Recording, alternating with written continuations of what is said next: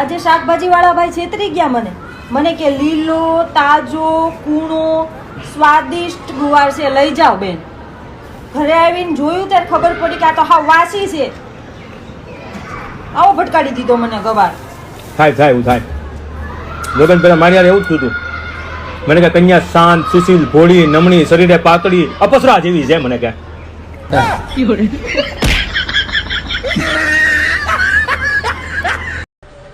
હે વાલી, હા આજે શાક ઓછું પડ્યું હતું બનાવવામાં?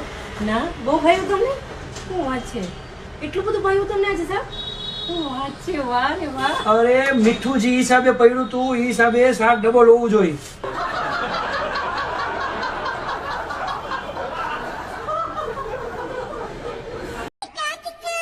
હું ગાંડી હતી એટલે તમને હા પાડી.